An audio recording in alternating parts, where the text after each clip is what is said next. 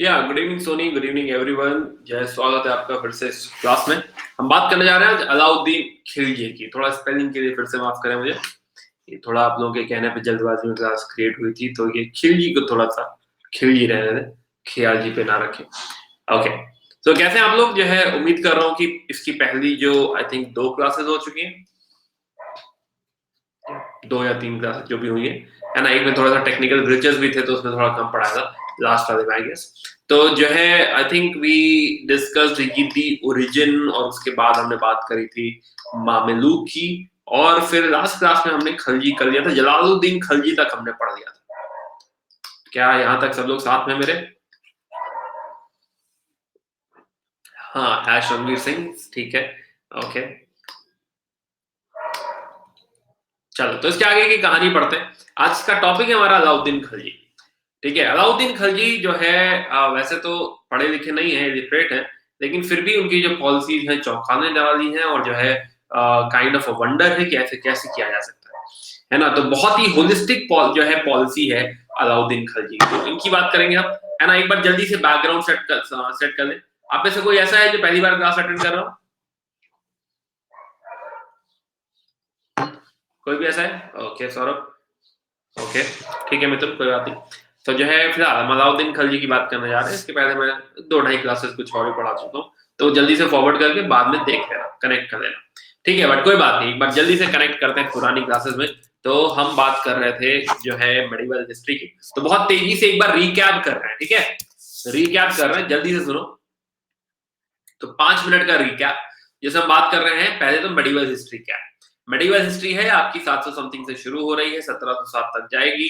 Okay, initially north में पालाज, राष्ट्रकूटाज और प्रतिहाराज हुआ करते थे, साउथ में चोलाज हुआ करते थे। बहुत ही लेमन टर्म से बता रहा हूँ, है ना, एग्जैक्टली मत दे देना, है ना, बट फिर भी just for the sake of understanding कि हाँ लगभग 1150 तक की कहानी में अगर मान लू तो पालाज, राष्ट्रकूटाज और प्रतिहाराज हुआ करते थे, जिसमें नॉर्थ में दिल्ली वाला जो साइड है, दिल्ली और कन्नौज और आगरा वाला जो साइड है, वहां पे प्रतिहाराज रूल किया करते थे।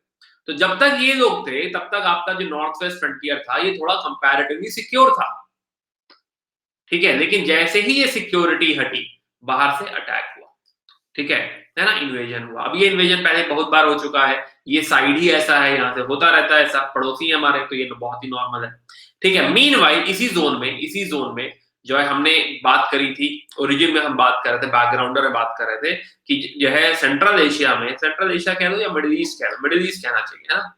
मिडिल ईस्ट और थोड़ा सेंट्रल एशिया में इम्पैक्ट से दूर नहीं रहेगा, बट सही बात होगी मिडिल ईस्ट, है ना। ये जो है आपका अरब है और इजिप्ट है, टर्की है, उस जोन में इस्लाम का जन्म हुआ है।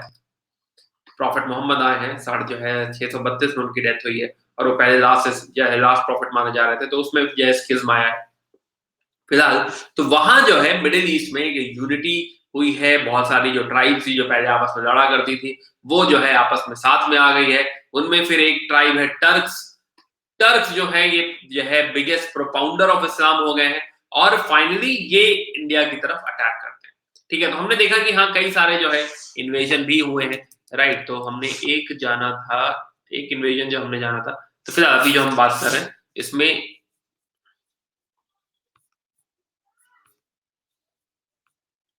तो ये जो है एक इस्लामिक एम्पायर क्रिएट कह सकते हो, है ना, बट धर्म तो नहीं जोड़ना चाहिए, बट स्टिल चलो, अब्बासिद कैलिफेट जिसे इस्लाम का जो है हेड कहा जा सकता है ना, अब्बासिद कैलिफेट शुरू हुआ है, राइट, खलीफा शुरू हुआ है। ओके, अगर देखो मैं धर्म वाइज कुछ बात गलत कह दूं तो जो है मुझे माफ करना उसके लिए, क्योंकि हो सकता है कि मेरा धर्म नहीं है तो मैं उतना ज्यादा रिलेट ना कर पा रहा हूँ, but class is for the academic purpose, academic reason हमारे यूपीएससी के लिए, तो प्लीज ये दोनों बातों को जो है अलग रखा जाए, ठीक है। तो खैर, तो जो है एक जो यूनिटी हमें देखने को मिल रही है due to advent of Islam Arab land में। तो हमारा पहला इन्वेजन होता है इंडिया के ऊपर मोहम्मद बिन कासिम का 710 में, ठीक है। ये सिंध तक जो है अटैक है, उसके आगे नहीं बढ़ पाया। उसके बाद हमने देखा कि गजनी जो है अफगानिस्तान में राज्य कर रहे हैं। गजनी जगह का नाम है, तो महमूद ऑफ गजनी है, तो अफगानिस्तान में राज्य कर रहे हो। 17 बार इन्होंने जो है प्लंडर किया है, लूटा है, तो 17 टाइम्स, है ना, ये सब हमने जाना था, राइट। बट इनका कोई टेरिटरी, कोई राज्य बनाने का कोई भी ऐसा जो है एम नहीं था। लेकिन उसके बाद जब आते हैं मोहम्मद घूर, है ना, मोहम्मद घुरीद, शमसुद्दीन मोहम्मद घुरीद, जब आते हैं तो जो है शहाबुद्दीन, है ना, तो जब शहाबुद्दीन गौरी जब ये आते हैं तो फिर इनका जो एम है वो टेरिटरी स्टैब्लिश करने का है। तो 1190 1191 कहना चाहिए, तो 1191 टेरिटरी स्टैब्लिश करने आए हैं। तो पृथ्वीराज चौहान से भिड़ंत हुई और पृथ्वीराज चौहान से पहले हारे और फिर अगले साल जीत गए। तो यहां से शुरू हुई इनकी तुर्किश अंपायर। बट 1206 में मोहम्मद गौरी की डेथ हो गई और उनके जो गुलाम है कुतुबुद्दीन ऐबक, उन्होंने शुरू करी स्लेव डायनेस्टी, मामलूक डायनेस्टी। तो डायनेस्टी वाइज अगर हम देखें तो यहाँ पे आते हैं, नहीं यहाँ पे नहीं, हाँ यहाँ पे। तो 1206 से जो कुतुबुद्दीन ऐबक ने शुरू करी है, 1206 से 1526 ये पूरा जोन जो है ये पूरी आपकी दिल्ली सल्तनत है। जब तक ये लोग मुगल से हार नहीं जाएंगे 1526 में, तब तक की जो है एम्पायर है वो दिल्ली सल्तनत है। ठीक है,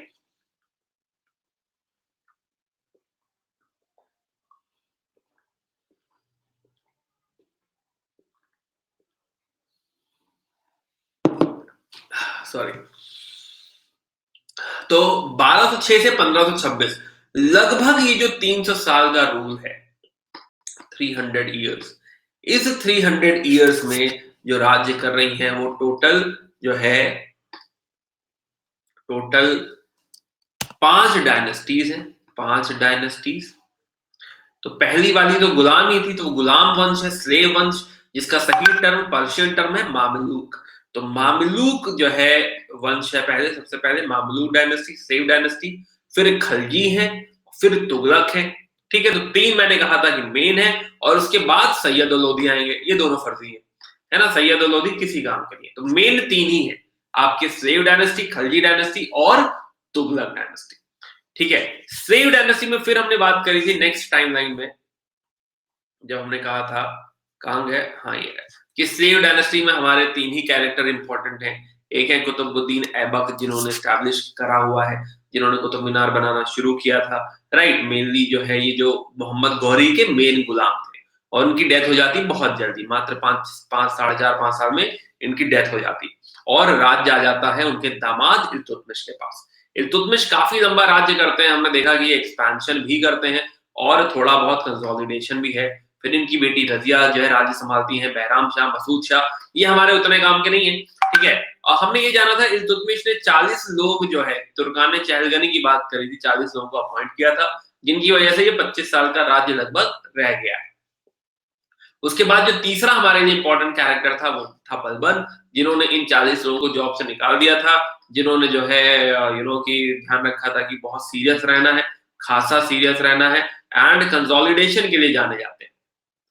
साथ ही साथ मंगोल भी इन्होंने हैंडल करे थे, इल्तुतमिश ने भी हैंडल करे थे, बट इनका भी जो है काफी श्रेय है मंगोल को हैंडल करने में। 40 साल का राज्य है, पहले जो है ये वजीर रहे हैं और बाद में जो है राज्य ले बैठे। तो ये जो है, हाँ, iqta was by Iltutmish, I for iqta and I for Iltutmish, तो ये हमने बात करी थी। तो इक्ता सिस्टम जो था वो इल्तुतमिश ने शुरू किया था। ठीक है, तो यहां तक की कहानी हम पढ़ चुके थे। देन वी वर डिस्कसिंग कि हाँ, बलबन के बाद कैकू बाद आते हैं, पर इनको मार देते हैं आके जलालुद्दीन, फिरोज मार देते हैं, और यहां से खलजी वंश शुरू होता है।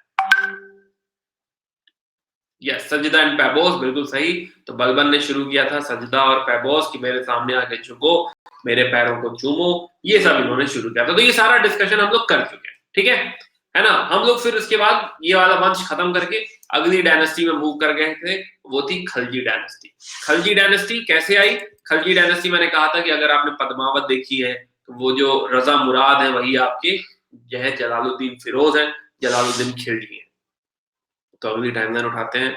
खलजी की अलग टाइमलाइन बनाने की जरूरत थी मेरे ख्याल से, तो नहीं थी, बट चलिए देखते हैं।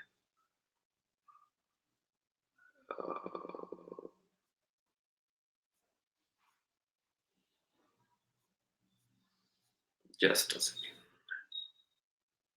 Yes, okay. तो इसके बाद जो है आए जलालुद्दीन खलजी। जलालुद्दीन खलजी की हम डिस्कशन कर रहे थे लास्ट टाइम, है ना, और हमने कहा था कि Jalaluddin Khalji was not at all fit for the purpose. यहाँ पे इन्होंने रिवॉर्ड करके ले तो दिया है, बट गिल्ट बहुत ज्यादा है, बहुत ज्यादा गिल्ट है, रोते ही रहते हैं कि गलत कर दिया मैंने एक्सेट्रा, है ना। चीजों को पैसिफाई करने की कोशिश करी है, सारे नोबल्स को पैसिफाई करने की कोशिश करी है। जो इनके दामाद अलाउद्दीन खलजी, यानी जो आप रणवीर सिंह कह रहे हो, हैश रणवीर सिंह, उनको पसंद नहीं आ रहा है and he killed Jalaluddin Khilji and became Sultan himself. तो जो है अब जो है सुल्तान कौन है, आपके सुल्तान है अलाउद्दीन खिलजी। ठीक है, तो यहां से हमें कहानी वापस शुरू करनी है, अलाउद्दीन खिलजी से वापस हमें कहानी स्टार्ट करनी है। तो आप लोग की आज्ञा हो तो शुरू करें अलाउद्दीन खिलजी को।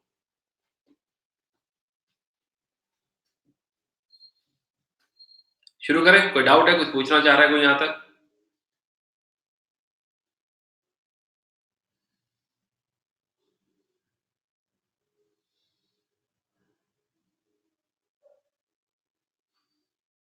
ठीक है, चलो फिर जो है हम शुरू कर रहे हैं कहानी। तो हम अभी खलजी वंश में हैं, तो खलजी वंश इसके बाद देखो दोनों ही बेकार है, तो उसकी कोई टेंशन नहीं है। तो अलाउद्दीन खलजी पढ़ लिया तो खलजी खत्म, और उसके बाद पढ़ लेंगे तुगलक। तो एक क्लास मुझे तुगलक के लिए चाहिए, ठीक है, तो तुगलक खत्म हो जाएंगे।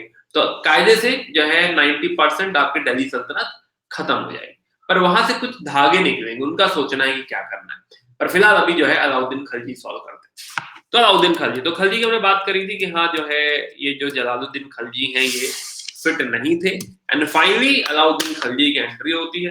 अलाउद्दीन खलजी कहते हैं कि ठीक है मुझे ही कुछ करना पड़ेगा, यहाँ पे शायद जरूरत मेरी है। तो ये जो है भतीजे भी हैं जलाल के, और जो है उनके दामाद भी हैं। तो अपनी बेटी, क्योंकि बहुत जो है स्ट्रॉन्ग वॉरियर है ना, ये सारे लोग उधर नॉर्थ वेस्ट साइड में बैठे रहते थे, मंगोल से लड़ाई करते थे, तो एज अ वॉरियर काफी स्ट्रॉन्ग प्लेयर है ये। ठीक है, जो है ये जो पद्मावत में भी आपने देखा है कि हाँ जो है युद्ध में हरा पाना कंपैरेटिवली इनको बहुत मुश्किल है, क्योंकि ये मंगोल से जिन्होंने प्रैक्टिस कर रखी हो जो जीतने की, वो तो फिर मतलब नेक्स्ट लेवल प्लेयर होगा, राइट। तो ये अलाउद्दीन खलजी जो जाने जाते हैं, एक बार वापस आओ थोड़ा, हाँ, तो अलाउद्दीन खलजी जो है एक्सपेंशन के लिए भी जाने जाते हैं। तो आएंगे भी एक्सपेंशन पे आएंगे, बट पहले थोड़ा सा समझ लो कि हाँ अलाउद्दीन खलजी एक्सपेंशन के लिए जाने जाते हैं। तो आखिरी इफेक्टिव रूल जो था वो बलबन का था, ठीक है, और इसके बाद ही वापस फैलाया है अलाउद्दीन खलजी ने। तो ये नेक्स्ट लेवल, ये लेवल 2 एक्सपेंशन जो दिया है वो अलाउद्दीन खलजी ने दिया है। तो प्लेयर तो ये बहुत बड़ा है, ठीक है ना। ये जो है ट्रेड है, देखने में लगता है कि जय समझदार नहीं हो क्या ही करेगा, लेकिन प्लेयर काफी खतरनाक है, ठीक है। तो ये समझने की कोशिश करते हैं थोड़ा सा। तो फर्स्ट ऑफ ऑल जो है यू नो देखो मूवी में काफी चीजें एग्जैजरेटेड होती हैं और थोड़ा इस तरह बनाई जाती है कि लोगों को पसंद आए, समझ आए, है ना, कि हाँ नेगेटिव पॉजिटिव का हम यहाँ डिस्कशन नहीं कर रहे कि नेगेटिव कैरेक्टर है, ये पॉजिटिव कैरेक्टर है, हीरो है, विलन है। हमारे लिए इन सब बातों का कोई यहाँ पे महत्व नहीं है, ठीक है। हमारे लिए बात का महत्व क्या है कि कौन कौन सी इन्होंने चीजें करी हैं, उसका इम्पैक्ट क्या रहा, दैट्स इट, है ना। तो यूपीएससी पॉइंट ऑफ व्यू से वी डोंट केयर कि हाँ जो है वो सब क्या था, मूवीज में क्या था। ओके एनीवे, तो फिलहाल तो अलाउद्दीन खलजी, पहली बात तो जलालुद्दीन खलजी के जो है दामाद हैं और जलाल को मार देते हैं। तो पहली बात तो यहीं से पता चलती है कि थोड़ा सा जो है उसी एंगल पे है। जलालुद्दीन खलजी भी कौन सा बहुत लॉयल थे, उन्होंने भी तो मारा था ना अपने जो है जो मालिक था, तो इन्होंने भी मार दिया, तो कोई बहुत बड़ा काम तो ऐसा नहीं किया। दिस इज वेरी कॉमन, और इस पर जज करना जो है कंपैरेटिवली गलत है। वॉइस क्लियर नहीं आ रही है guys? Can you please all confirm कि जो है एम आई ऑडिबल और जो है सारी बातें सही चल रही है, बढ़िया चल रहा है, कंटिन्यू करें आगे? क्लियर आ रही है? ओके, प्लीज रिफ्रेश करें, है ना, जो है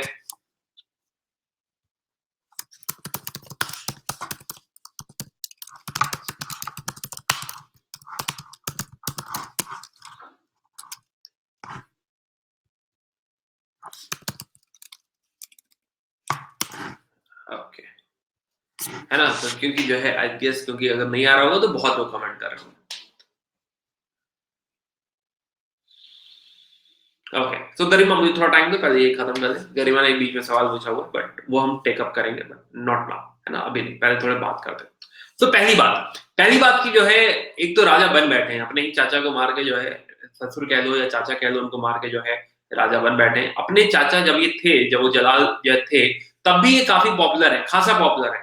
तो ये जितनी भी जंग है ऑलमोस्ट सारी जंग लीड किया करते हैं। तो as a warrior, as a सेनापति ये हमेशा आगे रहे, ठीक है। प्लस जो है थोड़ा सा जो है लग्जरी पसंद थे, तो अमीर तुजुक भी है, मास्टर ऑफ सेरेमनीज जो है इनको पहले से मिला हुआ था, एंड ही वाज आल्सो जो है called appointed Ariz Mumalik, minister of war जो है पहले से ही है। तो उस फ्रंट पे इन्हें कोई नहीं रोक सकता, मिनिस्टर ऑफ वॉर है, आप ऐसा मान सकते हैं कि सेनापति है ये बेसिकली।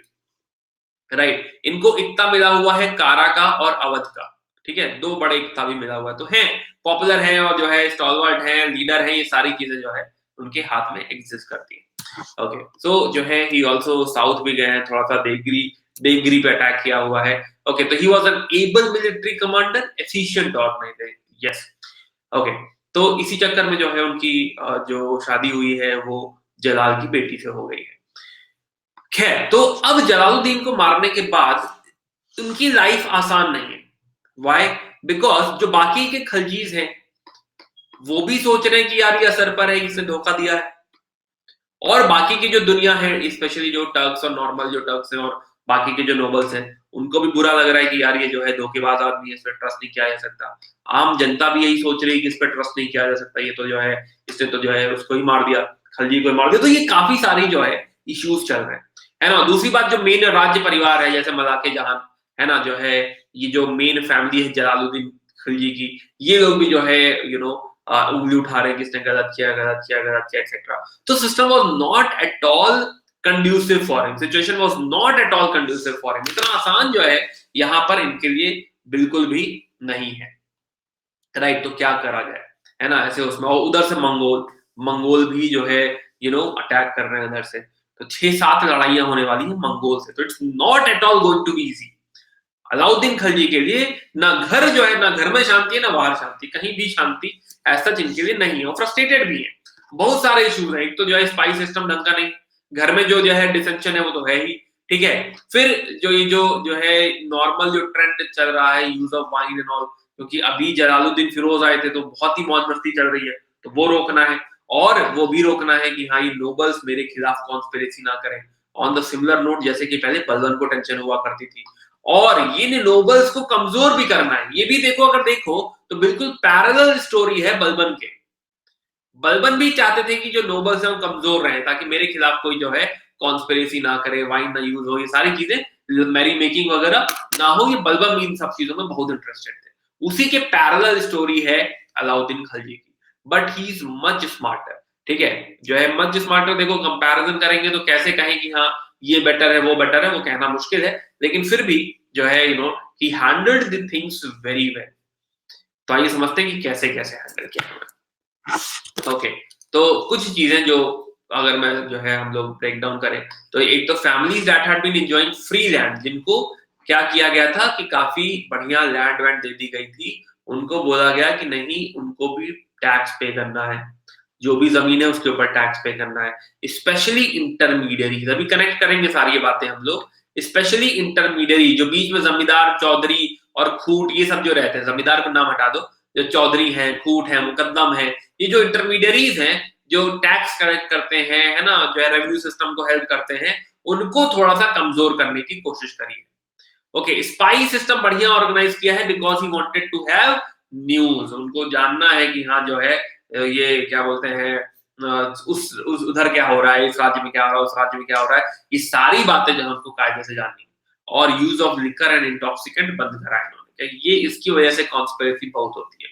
ये 2-4 लोग पी लेंगे और उसके बाद जो है ना, कि अब ये राजा अच्छा नहीं है, इस राजा ने वो किया, एक्सेट्रा एक्सेट्रा, ये सारी बातें होंगी, और ये लोग आपस में शादियां भी नहीं करवा सकते, तो मैट्रिमोनियल रिलेशन भी नहीं हो सकता। ही also started दाग एंड चेहरा सिस्टम। दाग एंड चेहरा सिस्टम क्या है कि जो है जो घोड़ा होगा, तो क्या है कि हर नोबल को बोला गया है कि आपके पास एक्स अमाउंट ऑफ हॉर्सेस होने चाहिए और वाई अमाउंट ऑफ जो है सोल्जर्स होने चाहिए। लेट्स से फॉर एग्जांपल, है ना, सोल्जर्स होने चाहिए। तो ये लोग क्या करते थे, एक नोबल ले जाके गिनती करवाएगा कि मेरे पास देखो एक्स घोड़े हैं, ठीक है, और जो है ये देखो वाई सोल्जर खड़े हैं।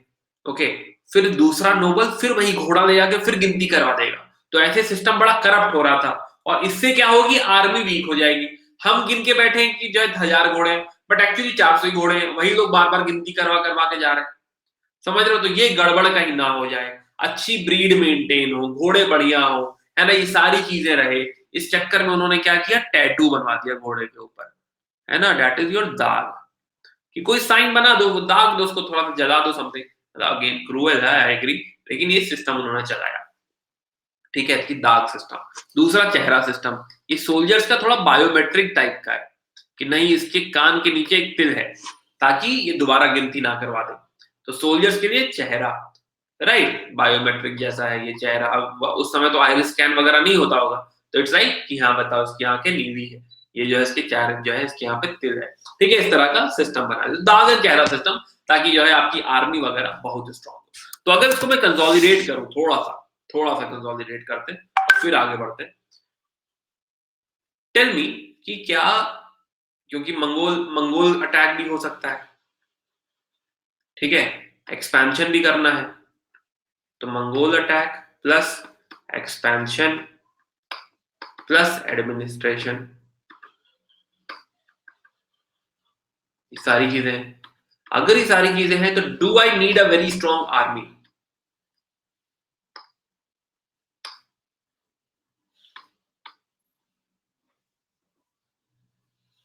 Right, do I need a very strong army? बड़ा फोकस आर्मी पे होना चाहिए,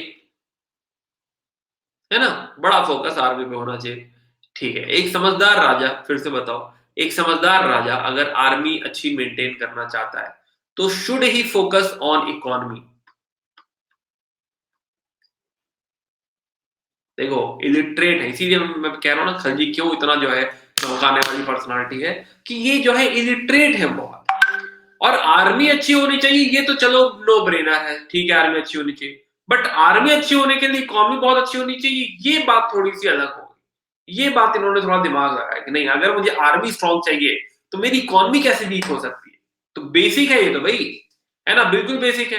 तो ये जो है इन्होंने कहा नहीं ठीक है, अगर पहले मैं थोड़ा फोकस करता हूँ इकोनॉमी पे भी। चलो आर्मी के लिए जो है हमने बात करी कि एक तो हमने बात कर ली कि जो है एक तो दाग एंड चेहरा की बात कर ली हमने, ठीक है, बट अभी इसके अलावा और भी बात है, जैसे कि इकोनॉमी में now he is worried about agriculture, तो there will be agrarian reforms and there will be market policy. Market reforms कह लो, है ना, जब रिफॉर्म कह रहे हैं तो रिफॉर्म ही कहते हैं, there will be market reforms. बात समझ में आ रही है ना? क्या जो है अगर ये बढ़िया हो गया, और agrarian reforms, so that agrarian reform such that, पहली बात तो इंटरमीडियरीज खत्म करने, जो अभी हम बात कर रहे थे, क्यों इंटरमीडियरी हटाना चाहता है?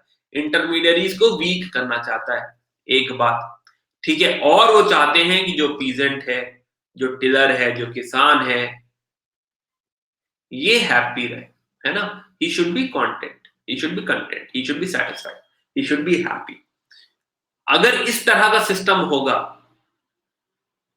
क्या तभी एग्रीकल्चर सस्टेनेबल होगा?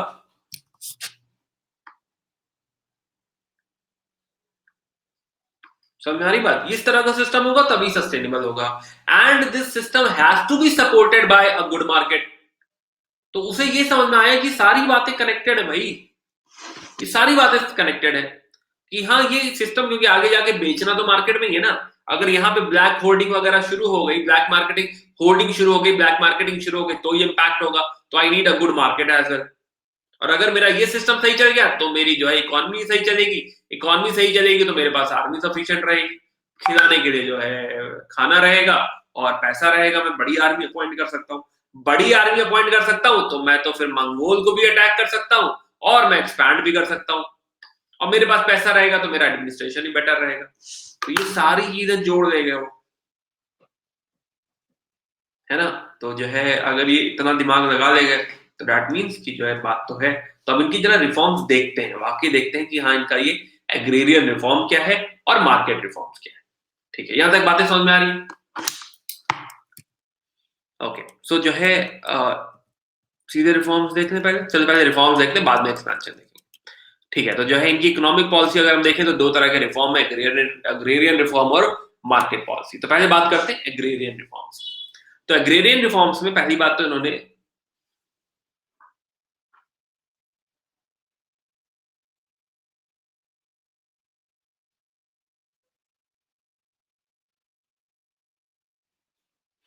ओके ठीक है, तो जो है या ओके, तो खैर कोई बात नहीं, आते हैं जो है शिका, यस मैं कर सकता हूँ, आप मुझे क्वेश्चन आस्क डाउट फीचर में सवाल वो बता दें, मैसेज मैं दे दूंगा, यही मैसेज है तो बता दूंगा। ठीक है, ओके। अक्षय जो है, नहीं अक्षय ऐसा नहीं है, अभी रुको, अभी आते हैं उस पर भी आते हैं। तो ना, तो जो है एग्रेरियन रिफॉर्म्स में पहली बात तो इन्होंने काम करा टैक्सेस पे, ठीक है। तो पहले तो टैक्सेस इन्होंने जो है काइंड ऑफ फिक्स ही कर दिया कि 50% ऑफ द प्रोड्यूस होगा, ठीक है। देन एक तो ये बात हो गई। ओके, देखते हैं, शुरू से देखते हैं ताकि कुछ मिस ना हो, वरना रह जाएंगी बातें। तो व्हाट ही वांटेड, इसका एम क्या है? He wanted villages to be close to the government, कि हाँ जो है कुछ किसी के साथ गलत ना हो, सब सही चल रहा है एक्सेट्रा, पहला एम है। तो what he did, villages were to be brought under khalisa land, not to any of the nobles as iqta. तो अगर डायरेक्ट खलीसा लैंड होगा तो गवर्नमेंट डायरेक्ट हैंडल कर रही होगी, किसी नोबल को दे देंगे एज अ इक्ता, वो इक्तादार हो जाएगा, ठीक है, तो वो उसको हैंडल कर रहा होगा। तो khalisa would be much better. तो उनकी कोशिश ये है कि ज्यादा से ज्यादा जमीन खलीसा लैंड में हो। All the land was khalisa? No, all the land was not khalisa. Iqtadari system introduce कर गए थे इल्तुतमिश, तो बहुत सारी जमीनें इक्ताज में थी। तो इन्होंने एक काम तो ये भी किया है कि जो ज्यादा किसी के पास लैंड है तो निकलवा लिया है कि तुम इतना लैंड क्यों रखे हुए हो, वापस करो, तो वापस ले लिया, खलीसा में ले लिया। खलीसा का पैसा डायरेक्ट जाता है सल्तनत के पास। और ये अभी यूपीपीएससी का सवाल भी था कुछ ऐसा ही, उन्होंने पूछा था कि जो है इक्ता से जो है पैसा डायरेक्ट क्रेडिट होता है राज्य के पास, ऐसा करके उन्होंने पूछा था, है ना।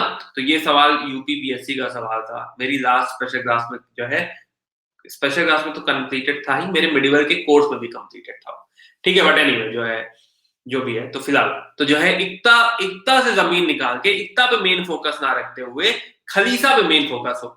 इवन जो चैरिटेबल ग्रांट जो दिए गए थे कि हाँ ये जो है किसी इस्लामिक स्कॉलर को दे दिया या किसी और को पर्पज से दे दिया, वो भी लैंड से उन्होंने कहा नहीं, वापस लाओ, सब खलीसा में चाहिए, हम खुद एडमिनिस्टर करेंगे, हम खुद टैक्स देंगे, हमें किसी और की जरूरत है सच नहीं है, ठीक है। लैंड रेवेन्यू इन्होंने फिक्स कर दिया 50% पे, जो मैंने अभी कहा, ठीक है।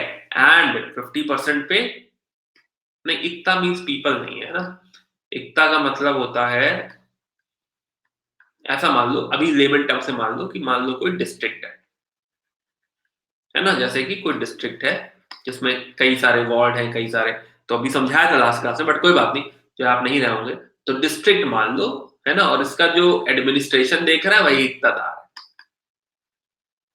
तो इसमें जो है वो आपका एडमिनिस्ट्रेशन भी देखेगा, रेवेन्यू वगैरह भी देखेगा, और थोड़ा पैसा अपनी कैश सैलरी लेके, अपना पैसा लेके सरकार को दे देगा, तो डायरेक्ट क्रेडिट नहीं होगा यहाँ पे, ठीक है। तो फिलहाल इस तरह का सिस्टम जो है चल रहा था, जो इल्तुतमिश ने बनाया था, ठीक है, ओके।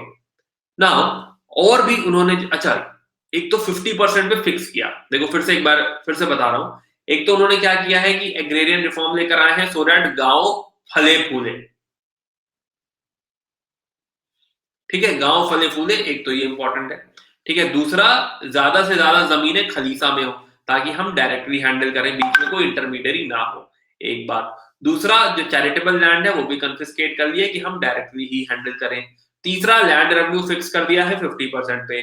चौथा, जो असेसमेंट होगा वो on the basis of measurement होगा।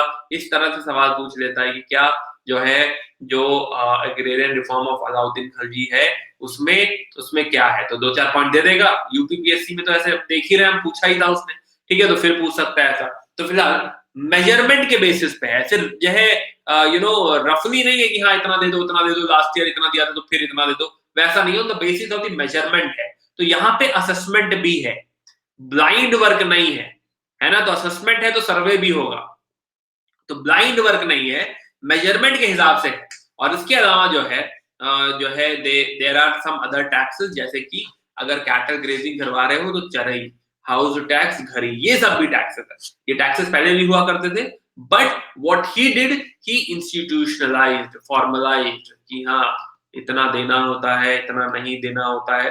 तो टैक्सों को प्रॉपर इन्होंने इंस्टीट्यूशनलाइज किया है कि ये टैक्स, इतना टैक्स यहां से, क्यों, क्योंकि इतनी जमीन है, इतना असेसमेंट है, इतना देना चाहिए, 50% पे फिक्स कर दिया है, ठीक है। जो डिमांड है, अगर तुम राजा होगे तो डिमांड तुम जो है कैश में देना पसंद करोगे या काइंड में देना पसंद करोगे, जल्दी बताओ। अगर तुम सुल्तान हो तो अगर जो है तुम्हें मान लो रेवेन्यू लेना है लेट से 50,000 रुपया, तो तुम कैश लोगे या जो है उसमें लोगे?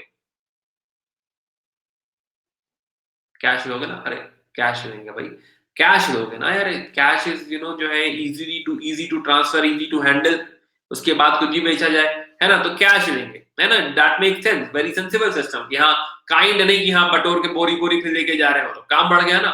ऐसे जैसे ले लिया, चरखियां ले लिए, सोना ले लिया, जो भी है तो पोटली में आ गया और निकल लिया। ठीक है। एग्रेरियन को हिंदी में क्या कहते हैं? कृषि, मेरे ख्याल में कृषि कहेंगे ना इसको। कृषि रिफॉर्म को क्या कहेंगे? कृषि कहेंगे। और रिफॉर्म को कहेंगे हिंदी में भाई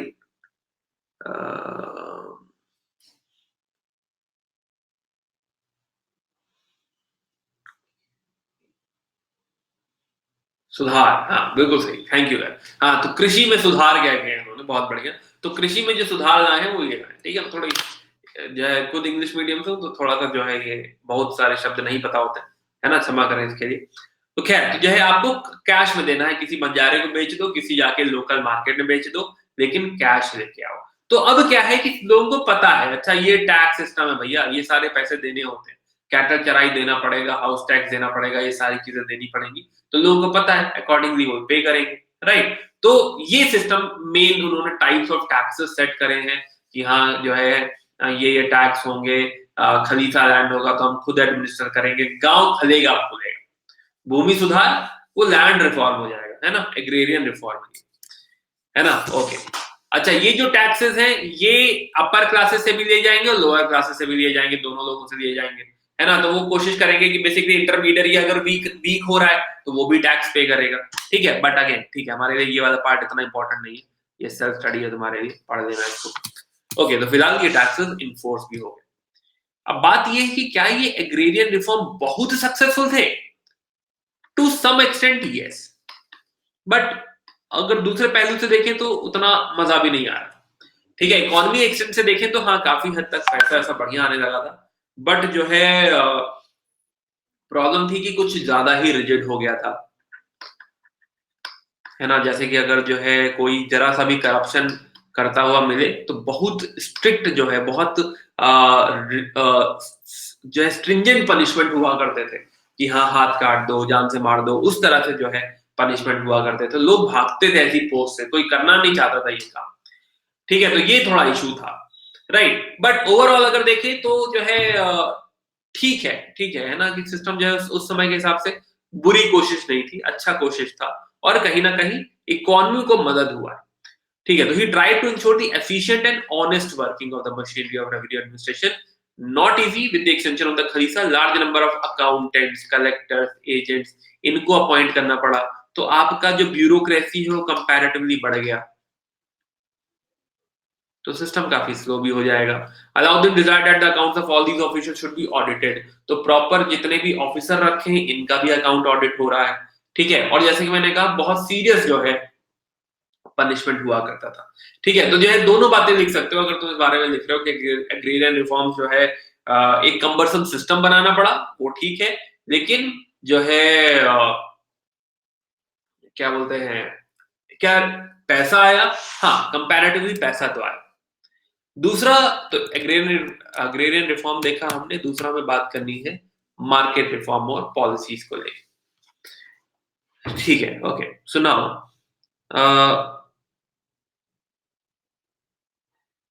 ठीक है, तो जो है पॉलिसी देखते हैं बेसिकली।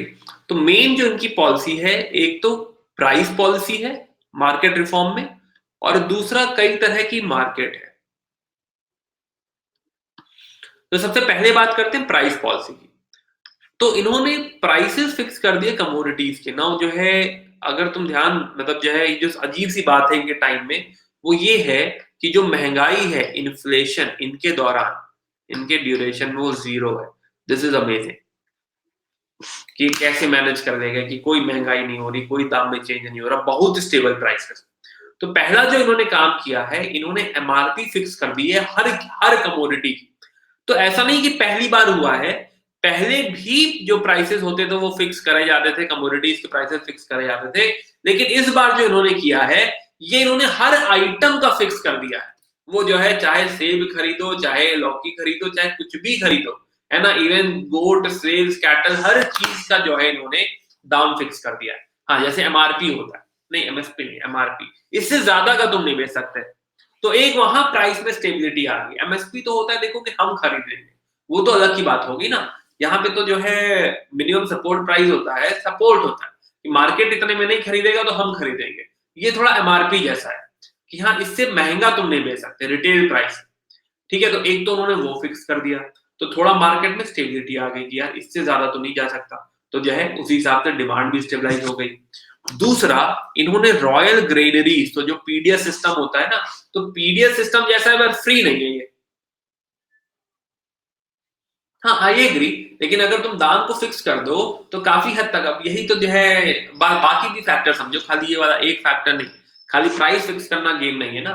ग्रेनरी जो इन्होंने बनाया है, जो रॉयल ग्रेनरी, जो बड़े बड़े गोडाउन बनाए हैं, तो उससे क्या हुआ है कि सारा जो है चीज है वो इस गोडाउन में आके हो रहा है। तो this will act as a buffer system, कि अगर कभी सप्लाई ज्यादा आ गई तो ठीक है, कम आ गई तो ठीक है, तो ये स्टॉक हो गया। लेकिन ये फ्री नहीं बट रहा भाई देव, ठीक है, ये फ्री नहीं बट रहा, it just like a buffer stock, ठीक है, कि बफर की तरह एक्ट कर रहा है। तो रॉयल ग्रेनरीज बना ली, तो आई थिंक जो आपने अभी पूछा वो उसका जो है वो जवाब हो गया कि हाँ, जो है बफर यहाँ पे क्रिएट हो रहा है। अच्छा, तो रॉयल ग्रेनरी मतलब हो गया कि सरकारी, जो जहां पे आप खजा वो रखते हैं ना, खना जो है क्या बोलेंगे भाई, गोदाम, हाँ बिल्कुल, सरकारी गोदाम है ये, जहाँ पे आपने गेहूं चावल वगैरह सब रख दिया है, ताकि कल को एक बार रिफ्रेश कर लो अगर रॉन्ग स्लाइड आ रही है तो। ठीक है, तो रॉयल ग्रेनरीज लिखा हुआ है, तो यहीं से डीलर्स को डिस्ट्रीब्यूट होगा मार्केट में, तो सोर्स इसके थ्रू ही हो रहा है। तो इससे क्या हो रहा है कि काफी ज्यादा जो है स्टेबिलिटी आ रही है सप्लाई साइड में, तो कोई ब्लैक मार्केटिंग नहीं हो रही है, कोई मर्चेंट फार्मर और dealer was not allowed to hold grain, आप होल्डिंग नहीं कर सकते कि बेचेंगे नहीं, रखे रहेंगे इसको, ठीक है, तो वो आप नहीं कर सकते। और अगर कोई ऐसा करता हुआ पाया जाएगा तो उसको सजा भी दी जाएगी। और प्लस एक सराय आदिल बनाई गई। सराय आदिल क्या है? मंडी है, मार्केट है सराय आदिल। तो एक कॉमन मार्केट है जहां पे आपको सेल करना है आके, ये भी नहीं कि रैंडम कहीं भी बेच रहे हो।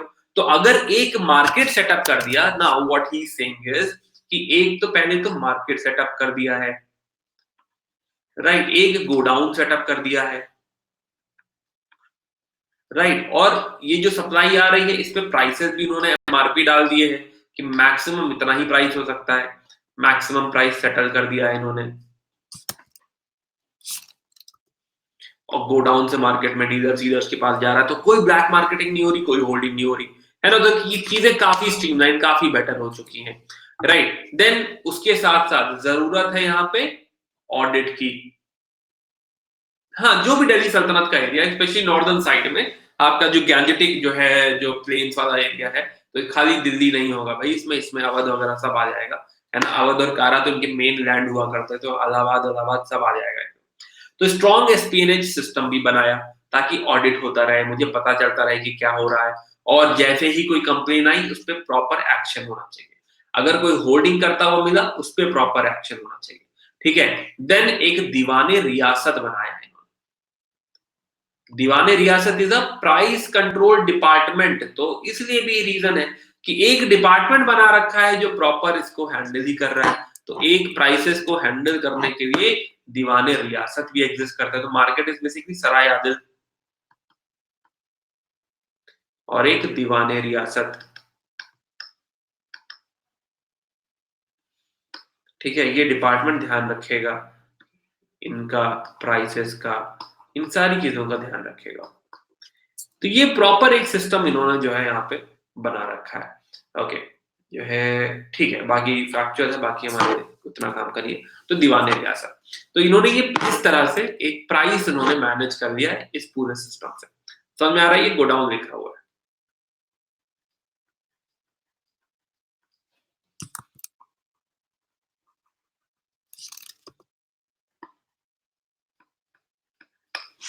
बाकी सारी पढ़ने में आ रहा है, ठीक है। अब इसके अलावा मार्केट भी सेटअप करी ना उन्होंने, सराय आदिल जो कह रहे थे हम, तो मार्केट जो सेटल करी है, मार्केट भी हर कमोडिटी का, हर टाइप ऑफ कमोडिटी, हर जॉनर ऑफ कमोडिटी की अलग मार्केट है। तो टोटल चार जो 3 तरह की मार्केट दिख रही है। एक जहां पे आपका गेहूं चावल बिकेगा, एक मार्केट है जहां पे मॉल है, क्लॉथ, शुगर, घी, ऑयल, ड्राई फ्रूट्स एक्सेट्रा, है ना, बिग बाजार जैसा है कि हाँ यहाँ सब मिलेगा। और एक मार्केट आपकी घोड़ों की, गुलामों की, कैटल की, एक मार्केट इस तरह की मार्केट भी। तो 3 तरह की मार्केट है अगेन, ताकि जो है चीजों को इजीली कंट्रोल करा जा सके। अगर रैंडम हर जगह हर गली में हर कुछ बिक रहा है तो उसको कंट्रोल कर पाना उतना आसान नहीं होगा। ठीक है, अगर घोड़े एक ही मार्केट में बिकेंगे तो लोग कंपेयर कर पाएंगे कि हाँ ये अच्छी ब्रीड का घोड़ा है, ये खराब ब्रीड का घोड़ा है, इसका दाम इतना होना चाहिए, उसका दाम उतना होना चाहिए। Same goes with cattle, same goes with slaves. तो वहां पे जो है इंस्टीट्यूशनलाइज कर दिया है, फॉर्मलाइज कर दिया है कि ऐसे ही होगा और हमारे ऑडिट हमारे सिस्टम के अंदर होगा। तो प्रॉपर अगेन अब जो है हम इसमें पढ़ने नहीं जा रहे कि हाँ और कैसे क्या क्या इन्होंने, ठीक है ये आप सेल्फ स्टडी आपके लिए। तो ये इनकी ओवरऑल पॉलिसी है, मार्केट पॉलिसी और प्लस आपकी agrarian policy which will help the economy. एक बार इकोनॉमी में पैसा अच्छा आने लगेगा तो फिर जो है वो अपनी आर्मी जो है एक्सपैंड कर सकते हैं और जो है कैटल। ओके ठीक है, तो हाँ तो अब देखो कैटल अब इसी हेड में पढ़ सकते हो, अब इसी को कैटल अलग लिख दे तो चौथी मार्केट हो जाएगी। ठीक है, तो 4 मार्केट हो जाएंगे। ठीक है, ओके तो फिलहाल तो खैर जो है कहने का मतलब ये है कि ये मार्केट्स अलग अलग है। एनीवे तो जो है अब आपकी आर्मी स्ट्रांग हो जाएगी, आर्मी स्ट्रांग होगी तो अब आप एक्सपेंशन कर सकते हो, कंसोलिडेशन भी कर सकते हो, तो आपका राज्य भी अच्छा चलेगा और आप एक्सपेंशन भी कर पाओगे। तो अब आते हैं एक्सपेंशन पे कि भाई है इनके पास पैसा है ना, एक्सपेंशन करा जा सकता है। तो एक्सपेंशन की बात करते हैं, एक्सपेंशन और दिल्ली सल्तनत बाय अलाउद्दीन खिलजी। यहाँ तक कोई डाउट है किसी को?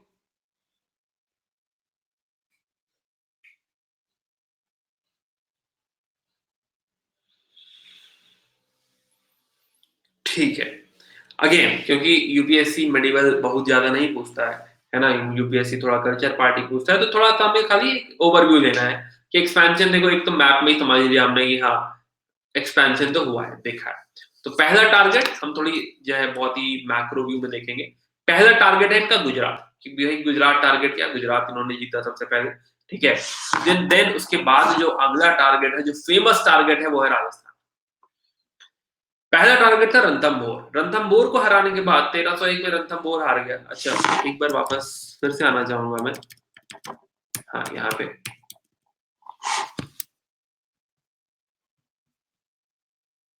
नहीं, यही यही मैं बताना चाह रहा था, इसलिए वापस आया। तो जो है कोई भी डेट याद करने की जरूरत नहीं है बाय द वे, है ना, कोई भी डेट इंपॉर्टेंट नहीं होती हिस्ट्री में एक्सेप्ट जहां पे इवेंट हुई हो।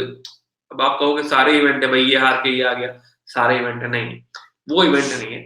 इवेंट जहां से कुछ बड़ा चेंज आया हो, कोई ऐसी इवेंट हुई। ठीक है, जब तक कोई ऐसी इवेंट नहीं है आपको कुछ भी रटने की जरूरत नहीं। ओके तो इतना टेंशन मत लो। ठीक है, हम बहुत ही इंपॉर्टेंट यहाँ पे डेट से भी ज्यादा जो इंपॉर्टेंट होता है, ध्यान से सुनो, वो होता है टाइम फ्रेम। किस जोन में बात हो रही है, कहीं 1300-1400 के आसपास है, कहीं 1200-1300 के बीच में है, इतना ही काम का है। कोई डेट की हाँ जो है अगर मैं अब रटने बैठूंगी 1291 से 1296 जलालुद्दीन खिलजी, 96 से जो है 1316 जो है हमारे अलाउद्दीन खिलजी, ये हम नहीं कर सकते।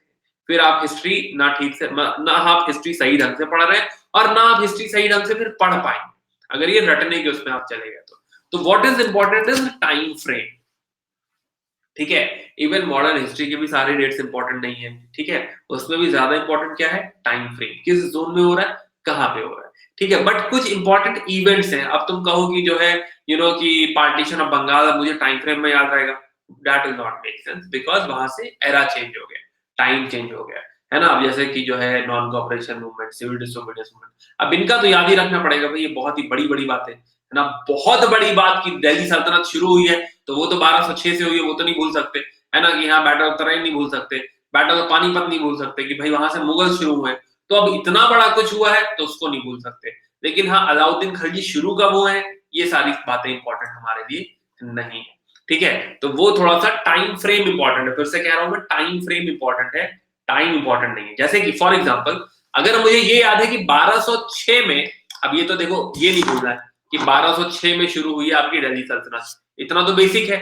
अब ये मान लो कि 1200 पूरा जो है वो पहली डायनेस्टी का है, पूरा 1200 जो है वो स्लेव डायनेस्टी का है।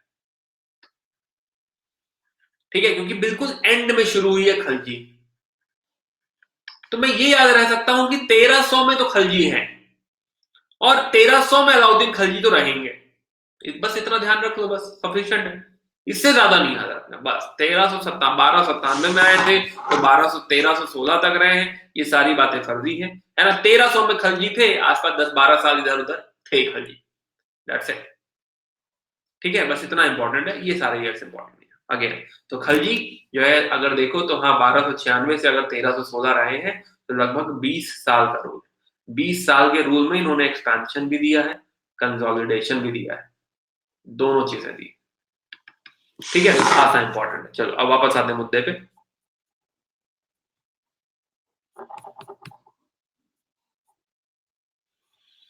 तो हम बात कर रहे थे इनके एक्सपेंशन की, बात कर रहे थे कि भाई एक्सपेंशन कैसे कर पाए, इतना पैसा कैसे आया। तो भाई हाँ पैसा आ गया, वो बात कर लिया हमने, कैसे किया, क्या क्या किया। तो गुजरात, तो पहला जो उनके हाथ में आया है वो गुजरात आया, राइट। अब गुजरात में इस समय राजा कौन है, वो भाग गया है, सब हमारे किसी काम का नहीं, just for the sake of कि हाँ कभी पढ़ना चाहते हो तो पढ़ लेना, नहीं पढ़ना चाहते तो काम का नहीं है, छोड़ देना। ठीक है, देन राजस्थान, राजस्थान इन्होंने जीता, तो रणथंभौर से शुरू हुआ, रणथंभौर जीत गए। चित्तौड़, चित्तौड़ तो फेमस है क्योंकि यहीं पे है रानी पद्मावती। ठीक है, तो पद्मावती की वजह से फेमस है ये, कि हाँ वो इसीलिए आए थे। आप लोग भी कह रहे थे ना शुरू में कि हाँ यहाँ पे ऐसा कुछ हुआ। Okay, but the story is, ये जो स्टोरी जो आपकी पद्मावती है, जो पद्मावत स्टोरी है, ये मलिक मोहम्मद जैसी ने 200 साल बाद लिखी है। तो we are not very sure कि ये कहानी सच्ची है झूठी है क्या है। ठीक है, 200 साल बाद की कहानी है, तो we can not be sure, जो है नहीं कहा जा सकते। अब देखो क्या होता है ना कि हम कई बार, जैसे फॉर एग्जाम्पल अभी आपका एक सीरियल आया था सेक्रेड गेम्स, सेक्रेड गेम्स ने कई सारी जो एक्चुअल जो इवेंट हुई थी उससे कहानी जोड़ के कहानी बना दी। अब आज से 1000 साल बाद, पहले 1000 साल बाद सेक्रेड गेम्स देखा जाए और कहे कि हाँ ये सही था तो ये भी सही है, समझ रहे हो, कुछ वैसा है कि हाँ चित्तौड़ अटैक किया था, बिसीज किया, हराया, सारी बातें सही है। ठीक है, वहां पे बहुत सारा जो है खून खराबा हुआ, बट पद्मावती की स्टोरी उससे हो सकता है रिलेट कर दी गई हो सकता है सच हो सकता है झूठ हो, वी डोंट नो। ठीक है, तो उसमें इतना इमोशनल होने की कोई जरूरत नहीं है।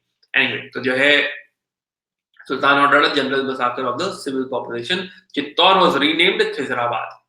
ठीक है, नया नाम रख दिया गया, फिर अपने बेटे खिजर खान के नाम पे खिजराबाद कर दिया गया। ठीक है, फिर उन्होंने मालवा जीत लिया, उज्जैन, मांडू, धार, तो वो एमपी वाला पूरा एरिया। तो ये पूरा जो एक्सपेंशन की बात हो रही थी, इस पूरे जो है इन्होंने एक्सपैंड किया है, सॉरी। ओके, तो जो है ये हो गया, ये एक्सपैंड इन्होंने कर दिया। और साउथ में एक्सपेंशन के लिए भेजा उन्होंने मलिक कफूर को। तो यहां से जो है आप कह सकते हो कि साउथ में भी ये जाने लगे हैं, पहुंचने लगे हैं। ठीक है, तो मलिक कफूर पहुंचे तो उन्होंने प्रताप रुद्रदेव वरंगल वरंगल पहुंचे हैं, और फिर कर्नाटक और तमिलनाडु तक लोगों को, राजाओं को हराया है। उन लोगों ने कहा ठीक है भाई हम पैसे देंगे आपको, है ना, भले वो पूरा राज्य नहीं है लेकिन राज्य रहा है, या हेजिमनी रही है, सोवरेनिटी रही है, राइट। तो इस बहाने ये लोग नीचे तक आ गए। बट एक्चुअल जो नीचे तक जाएंगे, जो एक्चुअल जो है नीचे एक्सपैंड कर रहे हैं, वो ये नहीं है, वो मोहम्मद बिन तुगलक। ठीक है, वो एमबीटी है, वो बाद में आएंगे। या यस, तो मलिक कफूर वाज आल्सो गुलाम थे उनके, उनके राइट हैंड थे। ठीक है, तो उनके एक्सपेंशन वगैरह में मदद करते थे। अगेन ये सारी कहानी हमारे लिए इंपॉर्टेंट नहीं है कि मलिक कफूर का इनको हराया उनको हराया, है ना। हो सकता है स्टेट पीएससी अगर तेलंगाना पीएससी दे रहे हो तो ये वारंगल की कहानी तुम्हारे लिए इंपॉर्टेंट हो, यूपीएससी या बाकी लोगों के लिए वो इंपॉर्टेंट नहीं है। ठीक है, तो जो है ये सब बिल्कुल भी हमें नहीं जानना। ठीक है, तो हमने बात कर ली इनके एक्सपेंशन की, हमने बात कर ली इनकी रिफॉर्म्स की। क्या हम मिस कर रहे हैं कुछ? मंगोल, यस, मंगोल हम मिस कर रहे हैं। तो इनके टाइम में ओवरऑल अलाउद्दीन खिलजी के टाइम में तो एक जो इंटरनल सारे इश्यूज थे वो तो थे ही, बट इन्हीं के टाइम में जो है, हाँ सुजरेनिटी सही टर्म में वैसे सुजरेनिटी है ना गाइस, थोड़ा सा इसको टेक्निकली सही कर लेते हैं। सुजरेनिटी सही टर्म है कि हाँ मान लिया कि आप महाराजा हो, मैं राजा हूं, मैं छोटा हूं, आपके कंट्रोल में आता हूं, आपको ट्रिब्यूट दूंगा, पैसे दूंगा। ठीक है, तो ओवरऑल जो है 6 इन्वेजन हुए हैं। ठीक है, तो 1298 में, 1299 में, एक्सेट्रा एक्सेट्रा, तो 6 इन्वेजन हुए हैं। एंड कहा जाता है कि हम बहुत खुशकिस्मत हैं कि इस टाइम में यहाँ पे अलाउद्दीन खिलजी थे, इन्होंने इन 6 इन्वेजन को जो है रोका है। अब उधर से कौन आया था और हम पे अटैक कर रहा था, ये हमारे एकेडमिक रीजन से, एकेडमिक पॉइंट ऑफ व्यू से इंपॉर्टेंट बिल्कुल भी नहीं है। इंपॉर्टेंट इतना है कि मंगोल इन्वेजन इन्होंने रजिस्ट कर लिया था 6 बार जो है अटैक हुआ और हम 6 बार जीत गए। तो लास्ट अटेम्प्ट 1306 है ना। लकीली हमारे पास अलाउद्दीन खिलजी थे जो इसको मैनेज कर गए। ठीक है, तो एक ये इंपॉर्टेंट पॉइंट है ना। But basic core is his reforms, कि हाँ वो रिफॉर्म्स इन्होंने किए थे, दैट इज द रीजन की सारी चीजें वो कर पा रहे थे। ठीक है, तो मंगोल इन्वेजन भी वो हैंडल कर गए थे। मंगोल कौन है हम बात कर चुके हैं। फाइनली अलाउद्दीन खिलजी ये बीमार पड़ जाते हैं और इनकी डेथ हो जाती है। इनकी डेथ के बाद फिर केओस हो जाता है कि हाँ जो है कौन राजा बनेगा कौन राजा नहीं बनेगा, etcetera etcetera. And after some chaos dynasty change हो जाती है और तुगलक के हाथ में आ जाती है। ओके, तो Qutbuddin Mubarak Shah was soon murdered. उसके बाद खुसरो आते हैं और फिर जो है उनको भी मार दिया जाता है। गियासुद्दीन तुगलक इनको मार देते हैं और यहाँ से तुगलक डायनेस्टी शुरू होती है। ओके, तो this was the story of Khaljis. ठीक है, यहां से शुरू होता है तुगलक डायनेस्टी। तो जो है आपकी 1330 में, तो 1320 में खत्म हो गया। अगेन टाइम फ्रेम इंपॉर्टेंट है। 1300 समथिंग में खत्म हो गया ये खलजी, है ना। और आपके शुरू हो गए 1330 में तुगलक। तो ऐसे याद रखें कि 1200 स्लेव्स का है, 1300 तुगलक का है। बीच में बस इंटरमीडियरी है ना, इधर 10 साल उधर 20 साल बीच में जोड़ने के लिए आए थे खलजी। हालांकि इंपॉर्टेंट बहुत है खलजी। तो 1300 पूरा पूरा तुगलक, तो ता से तुगलक, ता से 1300। अब वो याद नहीं रहेगा, आई एग्री, लेकिन फिर भी हल्का सा याद रह जाएगा कि 1300 समथिंग तुगलक का है। तो ये तुगलक की कहानी शुरू होती है यहां से, स्टार्टिंग फ्रॉम गियासुद्दीन तुगलक।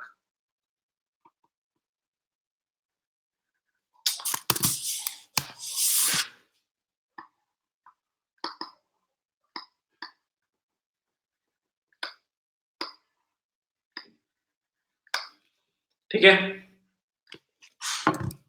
तो घियासुद्दीन तुगलक, तो ये जो है तुगलक डायनेस्टी है। फाइनल एक्सपेंशन दिया है, 1320 में एंट्री हुई है। अगेन एक कॉमन थ्रेड हमने ये देखा कि जो शुरू करता है वो ज्यादा दिन जिंदा नहीं रहता। ठीक है, चाहे वो घियासुद्दीन तुगलक हो, चाहे वो जलालुद्दीन हो, चाहे वो कुतुबुद्दीन ऐबक हो, तीनों ही 4-5 साल में निपट गए। मतलब ऐसा नहीं कहना चाहिए, बट चलो ठीक है, तेरह तीनों ही जो है बहुत ही छोटा ड्यूरेशन रहा है, जल्दी डेथ हो गई है तीनों की। ठीक है, तो फिर आते हैं आपके गयासुद्दीन तुगलक के बाद मोहम्मद बिन तुगलक। तो यही मेन कैरेक्टर है मोहम्मद बिन तुगलक। हाँ, इल्तुतमिश लेकिन फाउंडर नहीं है ना हर्षित, मैं पहले वाले की बात कर रहा हूँ। गयासुद्दीन तुगलक है तो देखो 4-5 साल में डेथ हो गई है। फिर आपके उधर अभी जलालुद्दीन फिरोज जलालुद्दीन जो है खलजी जो है फाउंडर थे, उनकी भी 4-5 साल में डेथ हो गई थी। और फिर उधर उसके पहले जो है कुतुबुद्दीन ऐबक थे, उनकी बहुत जल्दी डेथ हो गई थी।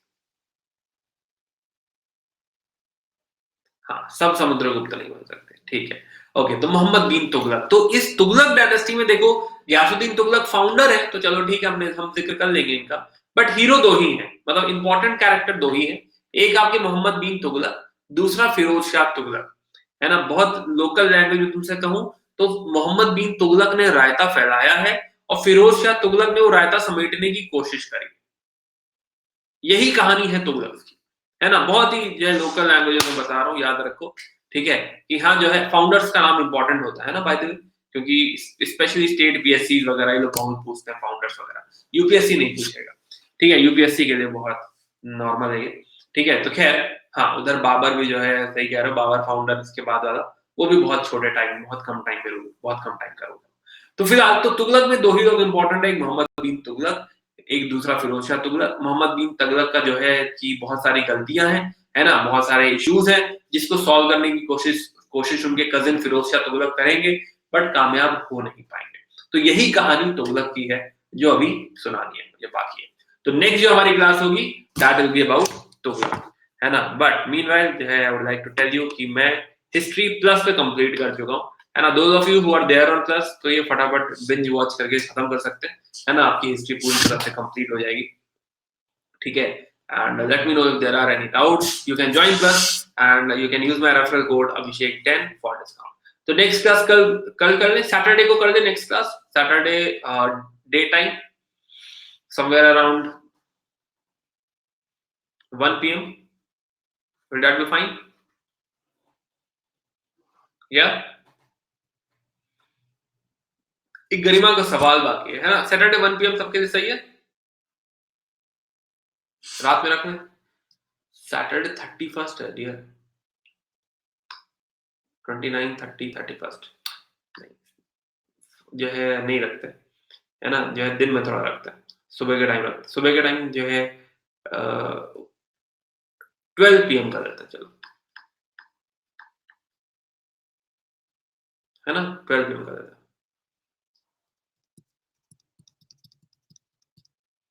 ठीक है, 12 पीएम एक बार कर लेंगे, है ना? प्लीज़ थोड़ा मैनेज कर लो, 12 पीएम है, 12 पीएम को खत्म कर देते हैं। न्यू ईयर पे जो है आई एम ट्रैवलिंग, है ना? कुछ इश्यू हो गया था घर में, so I am going to Delhi, तो मैं जो 31st की रात को जा रहा हूँ, सिर्फ 31st की रात को नहीं कर सकता। तो 31st की रात को फ्लाइट है और मैं 2nd को वापस आ रहा हूँ, तो इसलिए नहीं कर सकता मैं, ठीक है? वो कुछ हो गया था इश्यूज़ बीच में। सो जो है ये नहीं पॉसिबल है, तो अभी तुगलक पे खत्म नहीं करेंगे, तुगलक के बाद और भी क्लासेस करेंगे। अभी जो है सैयद वाली तो बातें करनी है ना, और तुगलक में जो मैंने कहा ना रायता फैलेगा, वो रायता क्या है वो भी जानना है। तो उनकी भी हो सकता है हम क्लासेस करें कि और जो है क्या उन्होंने जो है इश्यूज़ किए हैं, वो डिस्कशन भी हो सकता है हम करें। ठीक है, सो फिलहाल सैटरडे को जो है हम लोग इस सैटरडे हम लोग सैटरडे ही लगेगा ना? सैटरडे सॉरी 31st क्या बोल दिया मैंने? सैटरडे क्यों बोल रहा हूँ? मैं 31st की बात कर रहा हूँ, 31st जो है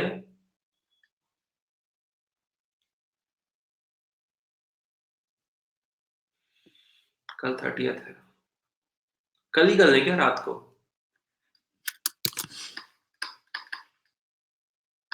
30th 10 PM is this fine? Saturday समझ रहा हूँ मैं, दिमाग में सैटरडे चल रहा है। 30th 10 PM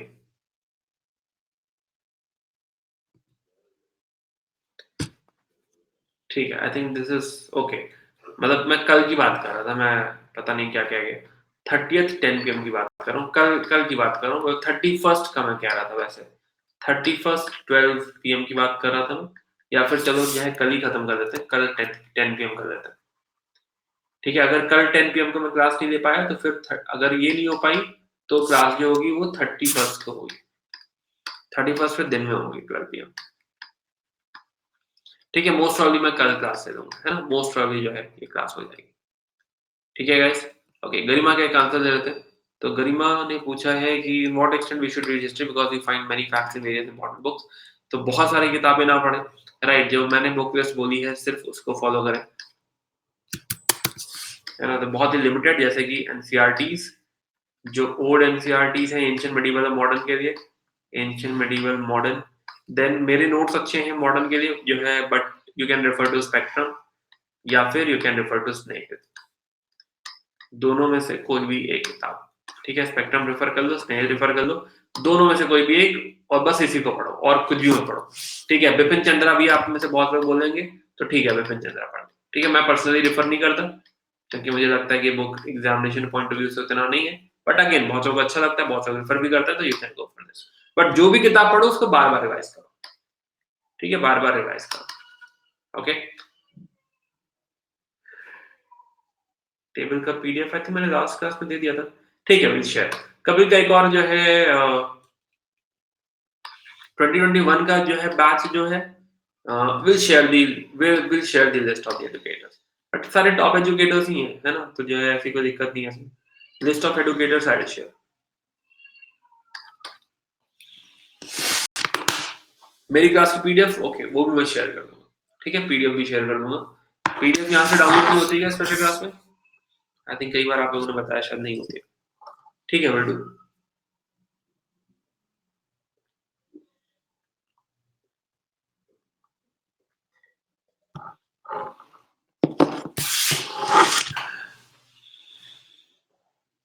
okay, so guys फिर जो है ओके विवेक, एक स्ट्रैटेजी क्लास में दे दूंगा, वहां पर डिस्कशन करेंगे स्ट्रैटेजी वाला। Okay, and will continue. Okay, so will continue, thanks lot guys, and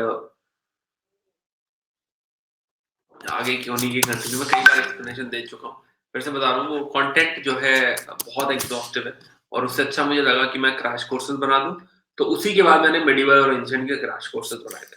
ठीक है नीरज, है ना? पहले मैंने एनसीईआरटी बनाई क्लास 6 वाली, आई नो वो लोगों को बहुत पसंद आई, बट इसमें जितनी मेहनत लगी ना उसमें पूरी हिस्ट्री की क्रैश कोर्स बन गया। तो फिर मैंने जो है एंशिएंट और मिडिवल के क्रैश कोर्स बना डाले। ठीक है, ओके, तो वो पढ़ लो, उसके बाद तुम कोई भी एनसीईआरटी पढ़ सकते हो। ठीक है गाइस, तो जो है हम लोग आज यहीं तक रखते हैं और हम लोग कल फिर मिलेंगे। कल रात को 10 बजे मुलाकात होगी, ठीक है, और हम लोग बात करेंगे, हम बात करेंगे तुगलक्स की, है ना। तो ये काइंड ऑफ लास्ट है, एंड है दिल्ली सल्तनत का। तो please don't miss it, attend it live, ताकि आप लोग सवाल पूछ सकें, हम लोग बातें कर पाए, है ना, मुझे पता चले कि आप भी क्लास में हो। तो please come live and see you tomorrow. Okay, bye bye, take care, good night and see you again, bye bye.